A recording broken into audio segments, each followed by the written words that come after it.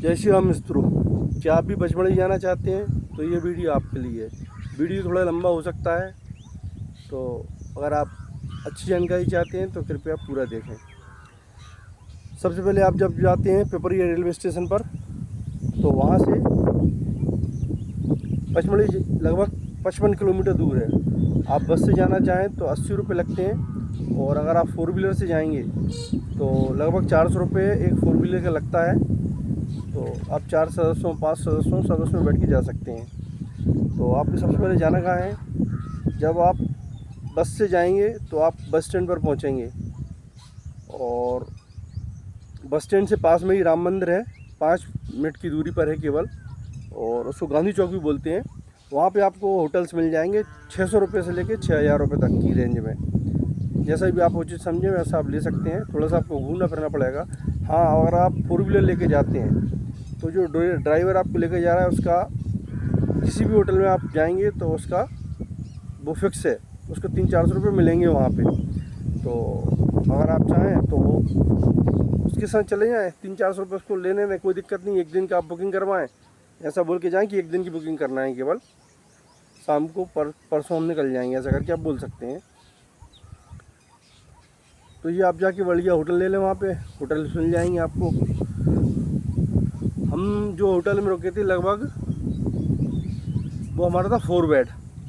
हमने उसको दिया था पहले दिन 1300 रुपया, फिर उसके बाद हमने दूसरे दिन दिया उसको 1100 रुपया।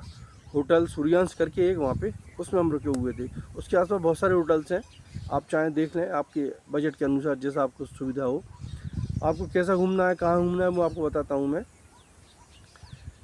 बुधवार के दिन ना जाएं, क्योंकि बुधवार के दिन रहता है हाफ डे, और शनिवार और रविवार को होटल्स के रेट बढ़ जाते हैं काफ़ी, क्योंकि वीकेंड रहता है तो पब्लिक ज़्यादा गिरती है तो रेट ज़्यादा रहते हैं। तो बुधवार को रहता है हाफ डे। हाफ डे में केवल आपका 3 पॉइंट जो रहते हैं वो बंद रहते हैं। आपका धूपगढ़ नहीं हो पाएगा, रीछगढ़ नहीं हो पाएगा, और बी-फॉल नहीं हो पाएगा, इसलिए बुधवार को बचें। और बाकी मेरे हिसाब से ट्रिप है लगभग 5 दिन का।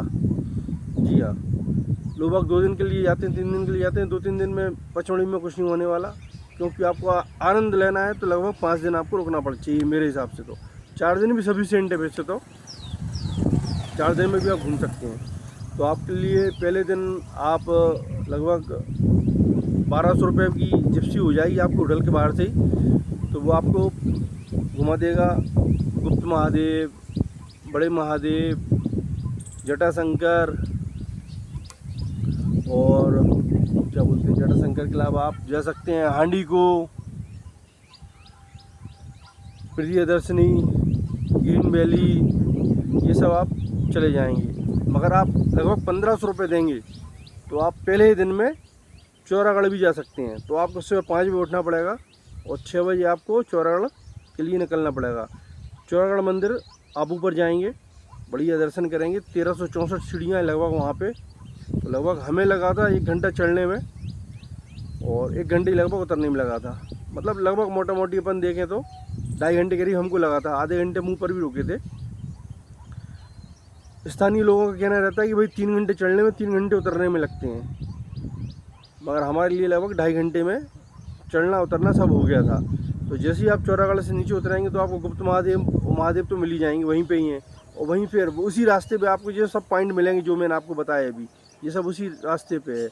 मतलब एक दिन में आप ऐसा ट्रिप बना सकते हैं, मगर वहाँ की थक बहुत जाते हैं, ये मैं आपको बता दूँ। अगर आप चौरागढ़ जाएंगे ऊपर और नीचे उतर के आएंगे तो आप थक बहुत जाएंगे, फिर आप इतना सारा नहीं घूम पाएंगे।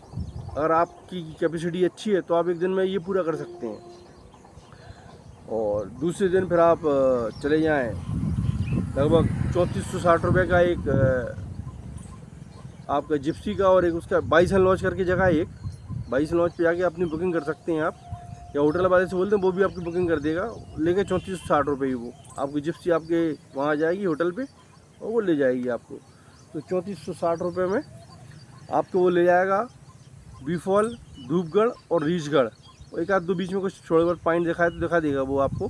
ये आपका 3460 रुपये में आपको एक मिलेगा गाइड और एक जिप्सी। गाइड आपको सारा कुछ घुमाएगा, बताएगा, सब ले जाएगा, आपके साथ रहेगा। तो आप बढ़िया दूसरे दिन ये कर सकते हैं। तीसरे दिन जाना चाहिए आपको, अप्सरा फॉल है, डचस फॉल है, रामाया कुंड है, और भी बहुत सारे हैं। तो तीसरे दिन ये हो गया आपका। चौथे दिन आपको जाना चाहिए संगम। जी हाँ, संगम पचमढ़ी का सबसे शानदार व्यू पॉइंट, सबसे शानदार जगह जो मुझे बहुत ज़्यादा पसंद आई, संगम वैली। मगर कठिन है उसकी उतराई, आपको बहुत दम लगेगी नीचे उतरने में। लगभग 2 किलोमीटर करीब तो नीचे होना चाहिए मेरे अंदाज से, या हो सकता है 1 किलोमीटर भी हो। वो पहाड़ी क्षेत्र पूरा ऊपर नीचे, तो समय लगता है उसको वहाँ पहुँचने में। मगर जब आप वहाँ पहुँच जाते हैं तो आपको बहुत आनंद आता है, इतना मज़ा है। मतलब आप सुबह जल्दी निकलें वहाँ के लिए, और 4 घंटे 5 घंटे खूब बढ़िया आराम करें वहाँ, आप मज़े करें। मतलब पानी में आराम नहीं करना, आपको मज़े करना। बहुत बढ़िया है, मैंने वीडियो बनाए हुए हैं। और हमारे एक भाई का और कुछ और हमारे फॉलोवर्स का कहना था, भाई साहब हमें पूरी जानकारी दे दो, हमें भी निकलना है। तो इसलिए मैंने ये वीडियो बनाया है अभी, कि चलो भैया आप लोगों को जानकारी मिल जाए। वीडियोज़ में डालता रहूँगा, और बाकी वहाँ के आपको दिखते रहेंगे। तो ऐसे करके ये 4 दिन हो गया। फिर हो गई जंगल सफारी 5वें दिन आपकी। तो जंगल सफारी आपको पचमढ़ी की नहीं करना चाहिए मेरे हिसाब से। तो जंगल सफारी में कोई मज़ा नहीं है। हाँ, अगर आप जंगल सफारी के शौकीन हैं तो पचमढ़ी से आप मान लो लगभग 100 किलोमीटर मढ़ई गांव है, सुहागपुर के पास है। मढ़ई में जंगल सफारी बहुत शानदार है, वहाँ पे आप जंगल सफारी करें, आपको बहुत आनंद आएगा वहाँ की जंगल सफारी में।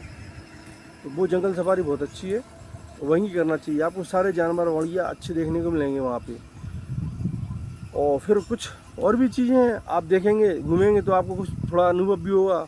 हो सकता है हमसे भी कुछ छूट गया हो, मगर पचमढ़ी तो 4 दिन का कम से कम ट्रिप है ही, ये मान के आप चलें।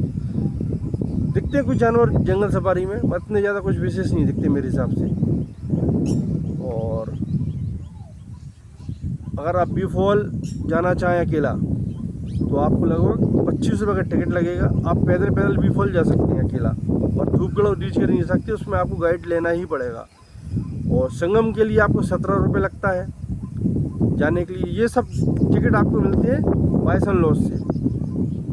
बाइसन लॉज करके एक जगह है, लॉज नहीं है, उसका नाम है बाइसन लॉज। पहले कभी एक वहाँ लॉज हुआ करती थी, मगर वो हो गया। वहाँ पे आपको एक वो भी मिल जाएगा, म्यूजियम बना रखा है उनने वहीं पे एक, वो म्यूजियम भी आप देख सकते हैं।